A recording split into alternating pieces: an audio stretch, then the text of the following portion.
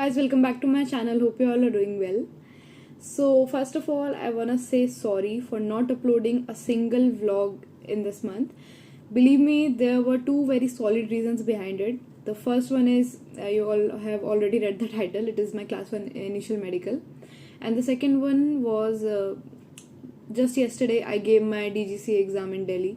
So the whole month was occupied in revision and all, because I was not prepared for the subject at all. So I had to just study for long hours, and I was very tired. I didn't have any energy to just shoot and edit and all. Honestly, I didn't have any energy left. So that's why, but I made sure that just after the exam I'll start with my content and just give you all a brief of class 1 medical initials, including what all tests do you have to clear, what all reports do you need to have, and from where. Okay, that is really important. Also, what are the qualifications, what all documents you need.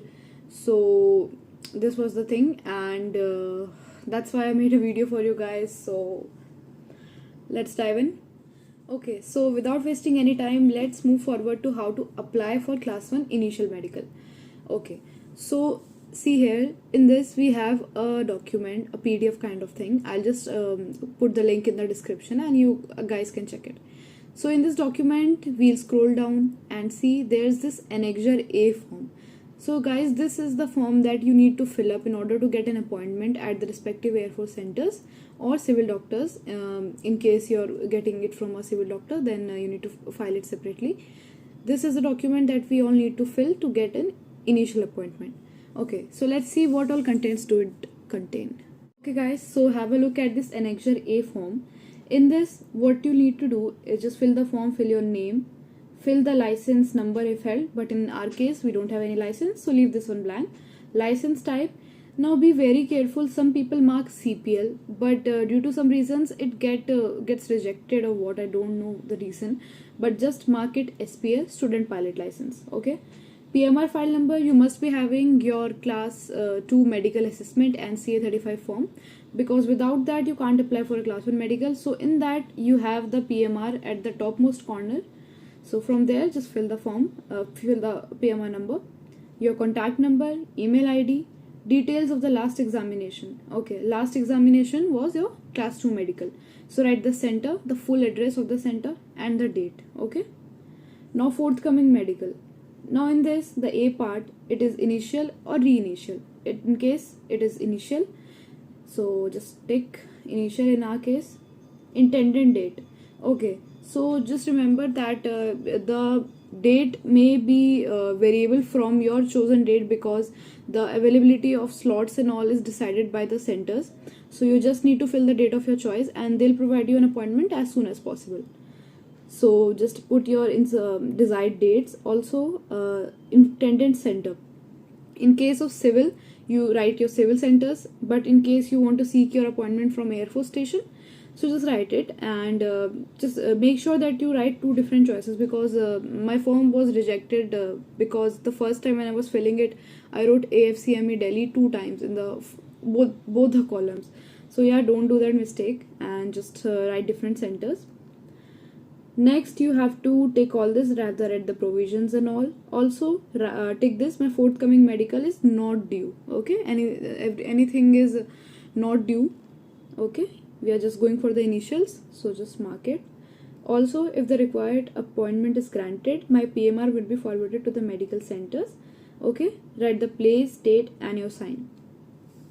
Now after filling this form, what you need to do is just click a picture of it, or you convert it into a PDF file kind of thing, not the whole document, just this Annexure A form. Okay, so now see this thing, the manner in which I have written, please follow the same manner and write everything in the same manner, so that you can get your medical appointment as soon as possible. Just write it short, crisp and clear. Okay, so this is all done. After 2-3 days they'll either contact you or they'll email you on the same email ID by confirming the date and all.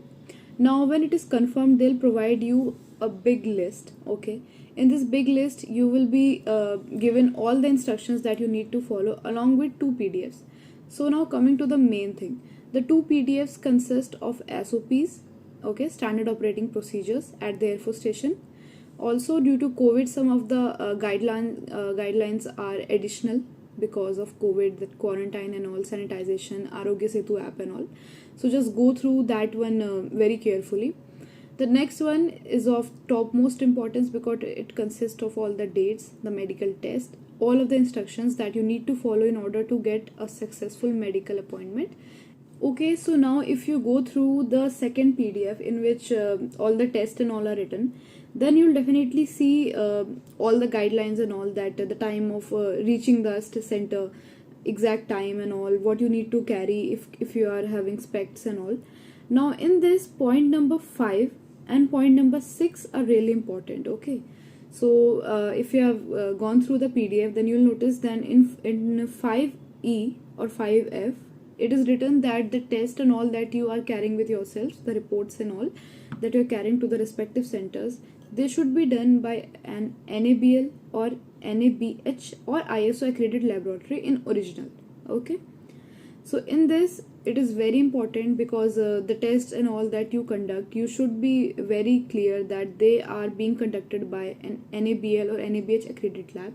In case they are conducted by any other authority, they will not accept it, and they'll tell you to just take another appointment and come 1 or 2 months later. So just keep this thing in mind and just follow the PDF step by step in order to get a successful initial medical.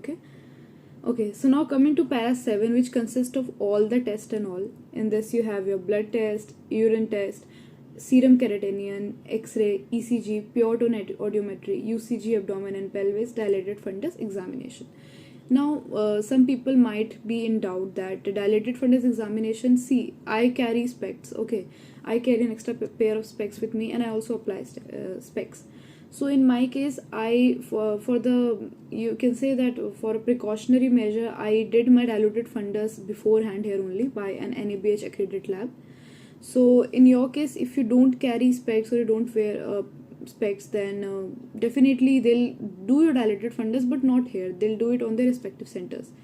So if you want, you can just conduct your test yourself beforehand. I think that would be a very beneficial for you and could save a lot of time as well. Talking about the time, see, it is clearly written here that they could take up to 2 to 3 days to complete the final procedure of the examination, medical examination, and thereafter then they'll provide you with the CA35 if you're found medically fit. So just be prepared for staying there for 2 to 3 days and all. Okay, they'll not provide with accommodation and all. It is all written in the PDF, just go through it. Okay, so these are the tests and all. Now after doing of the test and you found yourself successful in these all examinations, then what you need to do, just go there, carry your documents with you. Also there are 2-3 things written in that you need to carry, that is the class 2 medical certificate, class 2 assessment, CA35 and all, and in case you wear spectacles, then a pair of spectacles, extra pair. Okay, so by blood, I remember when I gave my blood 4 to 5 days back, it contained 2 to 3 units of hemoglobin less than the prescribed value of the normal range. So yeah, I was a bit tense that I think I would be rejected, because in class 2 I remember when I went to the doctor, there was a guy sitting and the doctor clearly advised him that I'll give you iron tablets, you just increase your hemoglobin and come 2 to 3 days later. So yeah, I was scared that I'll be rejected. What to do? I thought that I'll conduct my blood test once more. So I took additional medications of hemoglobin tablets and all, digestive tonic and all, so that something in, I don't know why doctors gave digestive tonic, but yeah, I think it could relate to the hemoglobin function in some or the other manner. So that's why I just gave my blood, and now hopefully the tests are all positive and not that positive, corona positive nahi.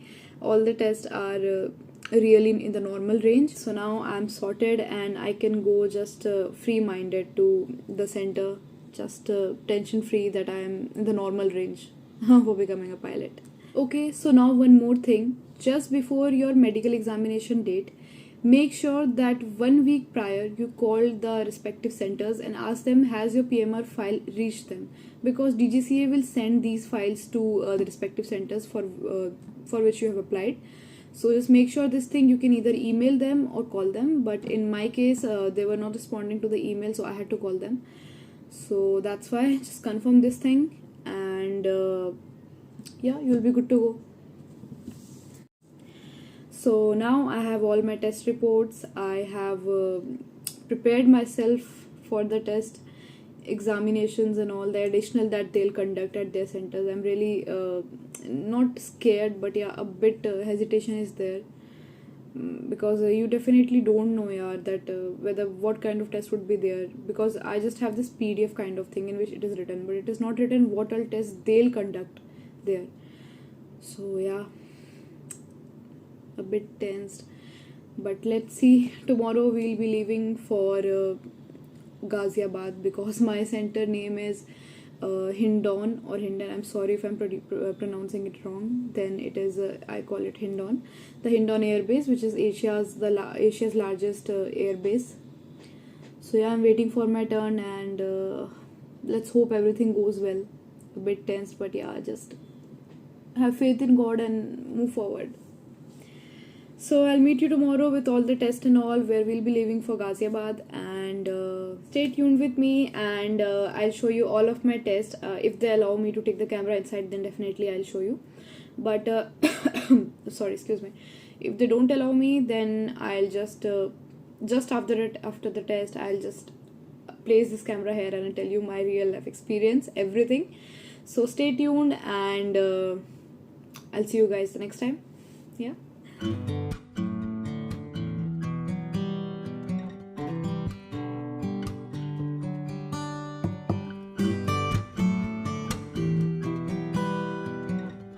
Hey guys, so finally we are in Ghaziabad, and just reached my hotel. So just don't mind my look, I'm very tired, just because of some miss happening in the GPS, or I don't know, it rerouted itself to 4 to 5 times, and that's why we had to travel extra 20 to 30 kilometers from the hotel, and that's why it took me a lot of time to reach here.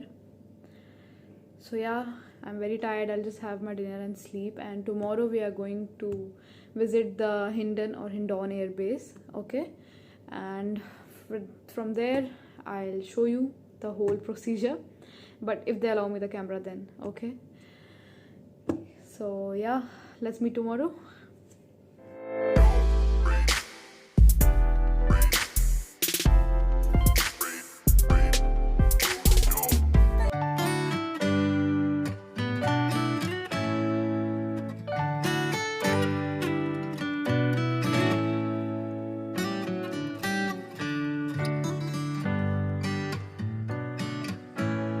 Welcome back.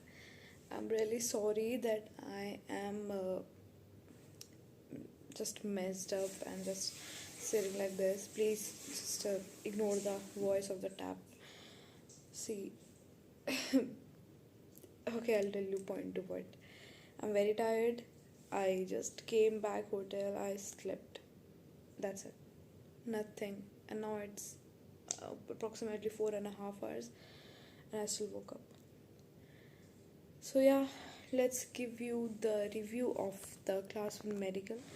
Okay, so now let's talk about everything from the beginning. I'll start with the entry and all, because I got something really shocking when I reached there.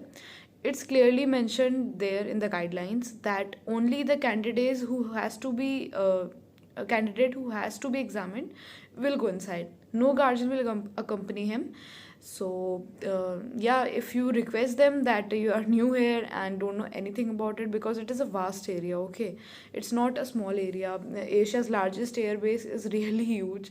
The Air Force people have just a beautiful world inside, okay, they've created it for their own, and so you have to travel a lot inside. So they'll just allow you the car or bike, whichever vehicle it's suited to you, they'll just allow that. You have to make a pass, you have to give their Aadhaar card, the identity card, or any other identity card you used on EGCA, Okay, so they'll just take that and allow you to go inside, but I requested them because I didn't know anything about it and was not feeling too well as well, so my father accompanied me. But make sure that the person you're taking inside is really up to be there till 7 to 8 hours, because the process is gonna take a lot of time. Okay, as you'll be dead tired. Just look at me, yaar. You'll be dead tired. So after reaching there, the process is really simple. What you're gonna do, you just take that all the documents and everything to 11th Air Force Station. If you can't find the way, they'll help you. There's no problem in that. For waiting, after some time, they'll call you to the main hospital, ENT and eye vision area, everything, that area that they've created for DGCA medical examines. So at that area, in that area, you have to fill a form. Okay, I think 3 forms. One comprises of 5 to 6 pages, and the rest to a single pages form. So make sure that you carry at least 2 passport size photographs with you, along with your medical assessment and all that I've already told you. So you need to fill your PMR numbers and some basic details. Okay, you have to fill that.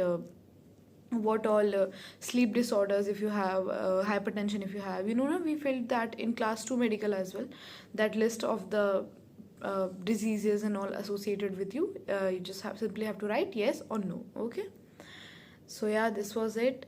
Also after this, what all I just waited for some time, then the main wing commander and the assistants called me.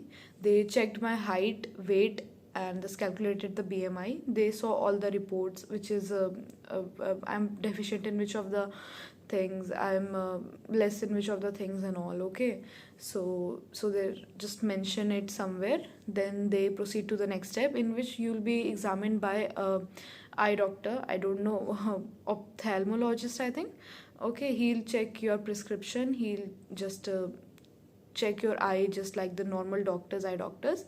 Also after that, there's another eye doctor who will check your color blindness वगैरह.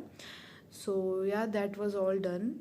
After that, they'll dilute your eyes. Okay, even if you have done with your dilated fundus, still they'll gonna go through the same process again, because they wanna check it themselves on the spot.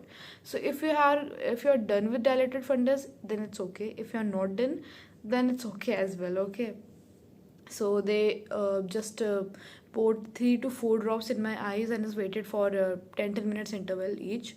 After that, I think there was some crowd, because just Air Force family members are also there, so senior citizens and all. So there was a lot of crowd in the hospital. So what did they do? They took me to the ENT room. We were just 5 to 7 kids. Okay, and I was the only girl among them. So they took us to the ENT room, where the doctor examined our ears, nose and throat. So ears ka process was, let me tell you, very simple. I don't know in which way MEC Jorhat and AFCME Delhi will conduct, but here they just simply placed a paper on my ear. They simply tried to write something or just scribble something with pencil, so that it becomes very difficult for me to just hear with this ear. Okay, so what happens, a wing commander, a person from behind, will shout some numbers and I have to spell it, and the numbers would be of high intensity voice, low, then whispering. Okay, so these kind of things. After that, the nose, throat and ears would be examined by, I don't know what was that, a sticks kind of something that was sparkling silver light, and they just insert in your ears, nose and throat. So it was a simple test. Then they'll write everything in the form that you have filled. Okay, now after that, they took me to the main doctor, the medical examiner. Okay, what do they do? They'll just have that all your reports and all. He's the final authority. Okay, so what he'll do, he's gonna see all the reports.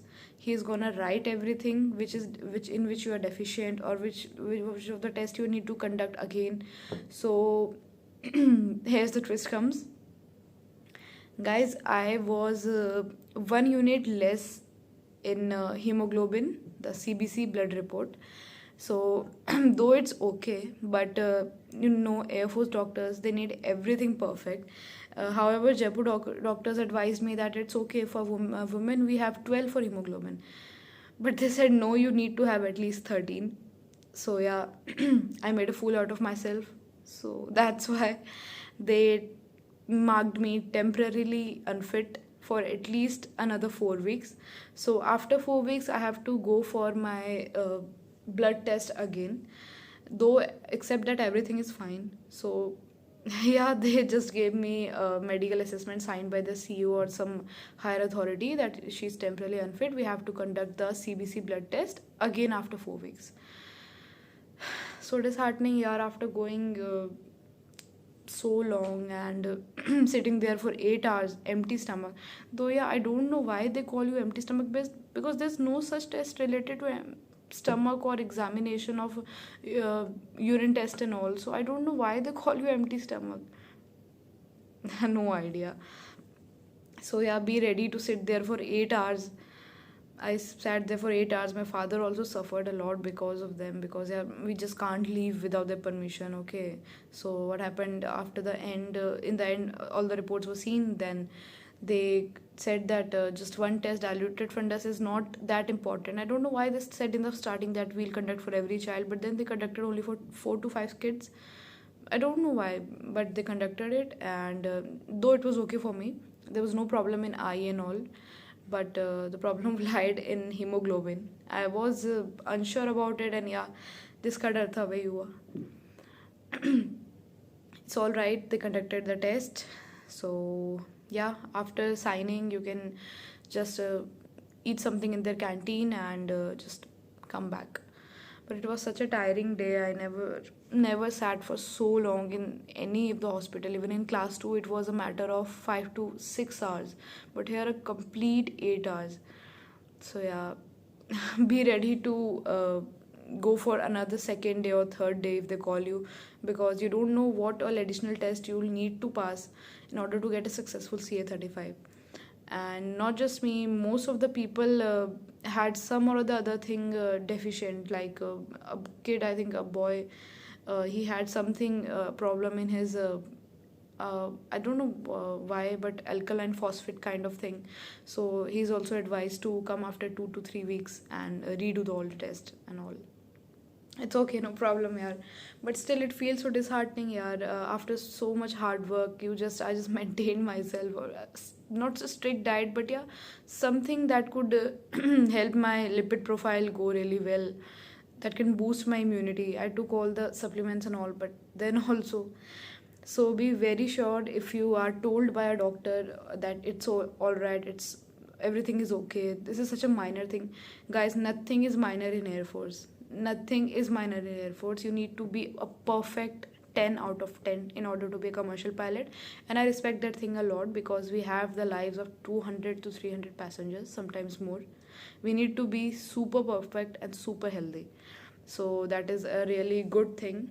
I'm disheartened by, yeah, at the same time, respect for Air Force, that they see people very minutely and try to what do you call it, repolish them in the health. Okay, so this was all about my class 1 exam review. So you guys already know now that I haven't received my CA35, but still dil mein hope hai. Okay, so we'll move there for after 4 weeks, and let's see what happens. But guys, if something happens with you, if you are found in something like hemoglobin, just kind of, or anything, I hope everything goes well with you guys. But if it does, then don't lose hope. We have a bright future, we have a bright tomorrow, and just think it in a positive way, that it is only benefiting us. Okay, it's really important for us. So yeah, this was all about it, and all the best to you guys. Thank you so much for watching this vlog. I hope to see you guys the next time. Bye. And yeah, keep flying.